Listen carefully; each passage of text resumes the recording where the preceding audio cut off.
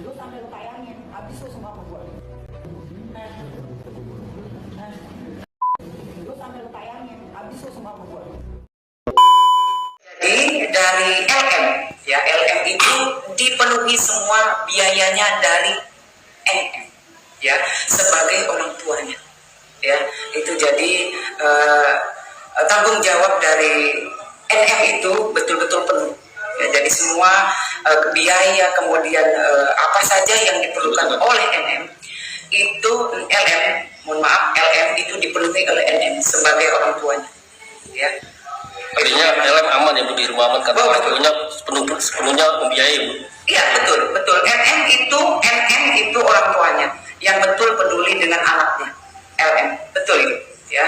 Jadi semua dikoordinasikan dengan penyidik tentunya. Artinya selain NM tidak ada yang bisa komunikasi dengan LM ya? Iya betul. Jadi semua penyidik kemudian dengan P3A, ya.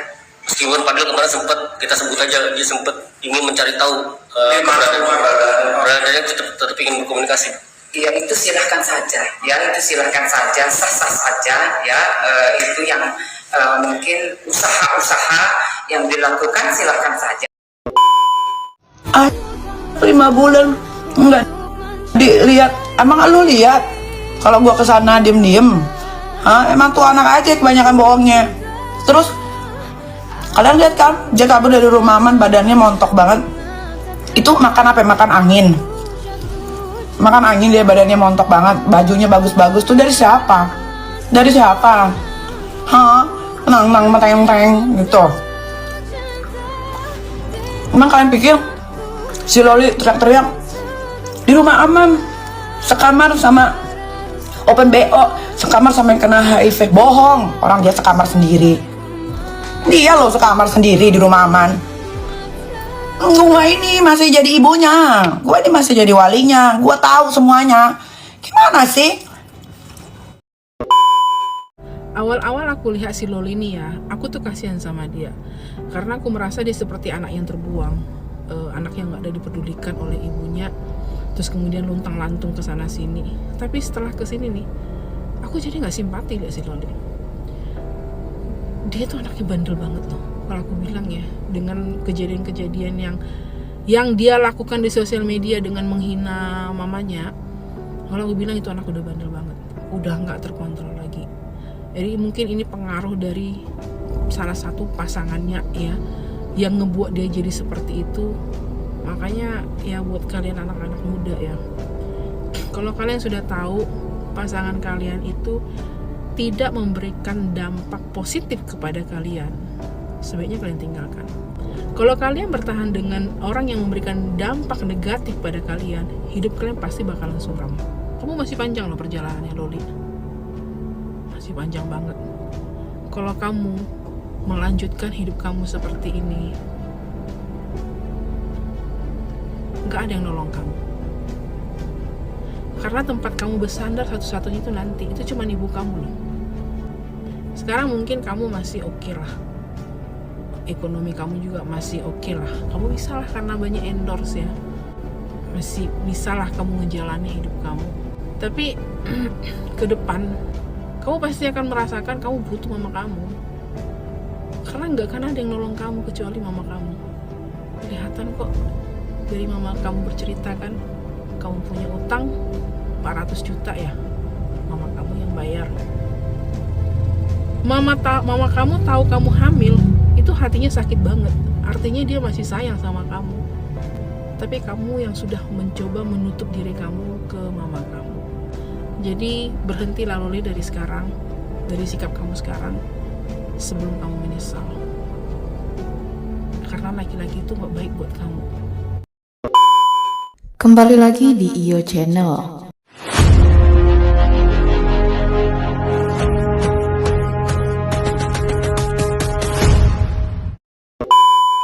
Baiklah, kali ini saya akan membahas tentang sifat asli Laura Mizani dibongkar oleh penghuni safe house. Untuk selengkapnya simak video berikut ini.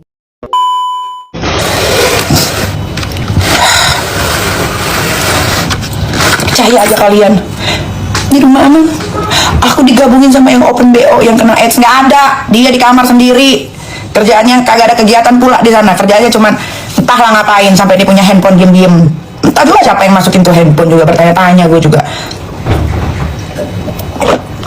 Kalian mau nyala-nyalahin gua? Mau nyala-nyalahin di bagian yang mana? Lu sih waktu anak pulang nggak dibukain pintu. Siapa yang membukain pintu? Siapa yang membukain pintu? Orang dia aja bawa kamera. Orang, lu lihat, lu datang ke rumah gue, lu lihat CCTV di depan jalanan gue tuh ada 2. Ini kelihatan dia datang sama siapa. Dia datang selalu sama Kang Semir. Dan gue tahu karena terlihat di CCTV. Terus tiba-tiba kucuk-kucuk gue bukain, oh Loli sayang, welcome home gitu. Bener kan? Kalau memang itu anak bener mau pulang, kenapa itu anak nyempetnya ngerekam, sempet ngerekam pembicaraan tuh anak sama adik gue Edo?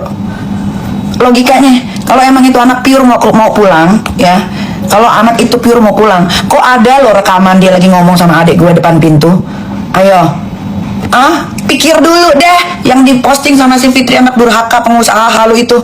Kok bisa ada rekamannya kalau tuh anak betul-betul pengen pulang ke rumah, bertemu adik-adiknya, tidur lagi di kasur yang enak, di kamar yang enak, fasilitas yang lengkap. Pikir, pakai otak. Benci boleh, bodoh jangan. Selalu kan gue bilang begitu. Netizen ini kalau komen, kenapa anaknya pulang nggak dibukain pintu? Lah, lu lihat dulu, dengar kan ada rekaman. Berarti dia pulang untuk apa? Untuk apa dia pulang? Gue mau tanya. Nah, kalian ini kan pinter-pinter, sama musuh gue ini kan pinter-pinter semua ini. Aduh, capek banget.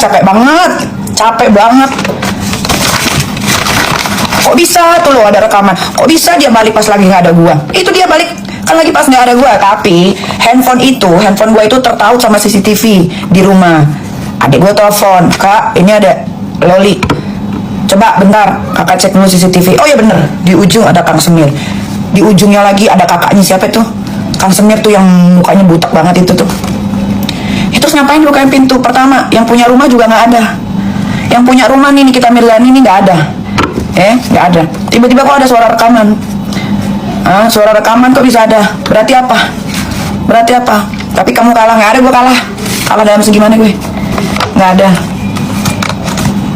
Yang kalah tuh kalian. Makanya kurang cerdik, harus cerdik, men. Kalau mau berperang sama gue tuh harus pinter. Nggak bisa kalian kalau nggak pinter tuh ngadepin gue tuh sulit, guys.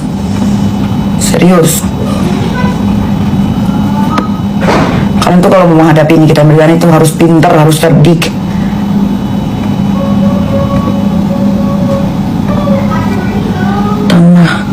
Tambah kerennya biasanya. Sekarang kalian kalau lihat gue biasa aja, ya memang gue begini. Gue tuh nggak suka punya masalah berlarut-larut. Ini gue kerja, ini gue ngasilin duit. Biar gue bisa ajak anak-anak gue liburan lagi, bikin kalian senyum lagi, bikin kalian gregetan lagi sama gue. Gue orangnya begitu, guys.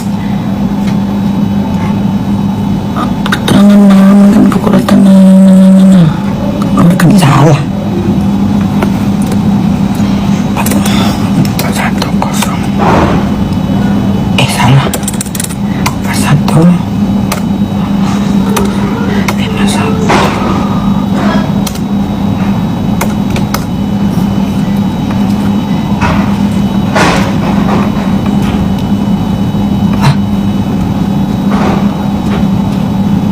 Ayo Prita. Kok nggak mau sih? Baru-baru lagi publik heboh lagi nih karena anak. Pada mau tahu nggak solusinya apa buat Loli? Dan gue setuju dengan apa yang dilakukan oleh NM. Ya, gue sudah melakukannya ketika gue punya anak gadis dan dia memberontak. Akhirnya gue biarkan dia dengan keputusan yang dia inginkan. Gue perbolehkan, monggo silahkan lakukan semua yang lo pengen, tapi jangan ada lu teriak, mami ternyata begini mami gitu. Gue nggak terima, ya gitu.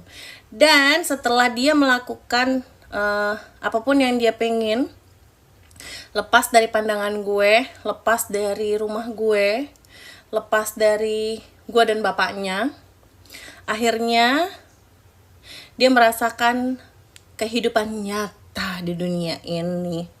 Karena selama ini apapun yang dia lakukan semuanya di cover sama gue. Paham ya?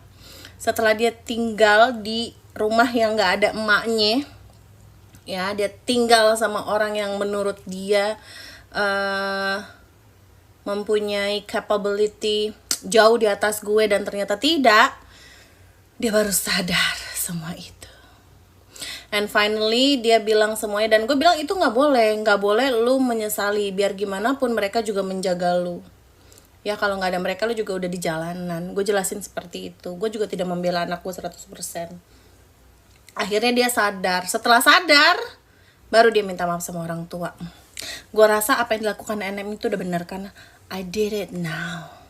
Oh iya, ada lagi. Biarin dia bertemu dengan kekasih hatinya. Biarkan si LM ketemu dengan kekasih hatinya. Biar dia tahu gimana rasanya di kehidupan nyata ketika dia married terus punya anak, token listrik habis, gas habis, beras habis di saat yang bersamaan. Bingung loh ya. LM, lu tuh gak pernah susah, paham? Lu tuh punya driver sendiri, lu tuh tinggal duduk. Aduh, sumpah sih gue pernah ada di posisi lo ya, berantem sama ibu, ya. Sumpah ketika lo punya anak, lo baru menyadari kenapa lo bisa harus keras sama anak gadis. Paham gak sih lo di sini? Paham gak sih? Aduh, modelannya kayak begitu lagi, ya Allah. Lo akan merasa, jangan sampai lo kayak Aukarin, ya. Jangan sampai kayak dia tuh, sampai bilang kok bodoh banget gue bikin fitting ngebela laki modelan begitu. Paham gak sih? Lu tinggal duduk manis aja udah. Ya, jangan sayang, jangan. Tapi gak apa-apa sih, gak apa-apa ya. Jadi posisinya kalau kalian ada yang namanya dibilang tunggu sampai dia sadar sendiri, boleh, gak apa-apa. Nanti mereka bakalan hilang dengan sendirinya ketika kalau misalkan dia sudah berada di bawah pengawasan yang bukan orang tuanya, terus gak ada sokongan dana. Ngeri say. Keluarga penghuni lain di safe house akhirnya angkat bicara terkait klaim Laura Mizani yang disebutkan tinggal bersama pengidap HIV dan ODGJ. Mereka menceritakan bahwa Laura yang akrab disapa Loli mendapat perlakuan istimewa selama tinggal di tempat tersebut. Menurut salah satu anggota keluarga penghuni lainnya, Loli mendapat perhatian lebih karena statusnya sebagai anak dari selebriti Nikita Mirzani. Adikku satu rumah aman dengan Loli. Loli di sana diperlakukan lebih istimewa padahal karena anaknya NM. Ujar mereka dikutip dari akun @rumpiasik pada Senin 13 Januari 2025. Namun meskipun mendapat perlakuan khusus, Loli disebutkan enggan bersosialisasi dengan penghuni lainnya. Bahkan ia diketahui sering menunjukkan sikap galak dan sulit diatur. Tindakannya yang kerap memaki dan membentak orang dewasa baik pengurus safe house maupun keluarga penghuni juga menjadi sorotan. Bahkan jika saja penghuni di safe house diperbolehkan membawa ponsel, tindakan Loli yang kasar mungkin sudah terekam. Meski sudah mendapatkan bantuan psikologis, Loli disebut enggan menerima upaya pengurus safe house untuk membantu dirinya. Terkait hal ini, Nikita Mirzani mengkonfirmasi bahwa putrinya memang mendapat perlakuan khusus di safe house.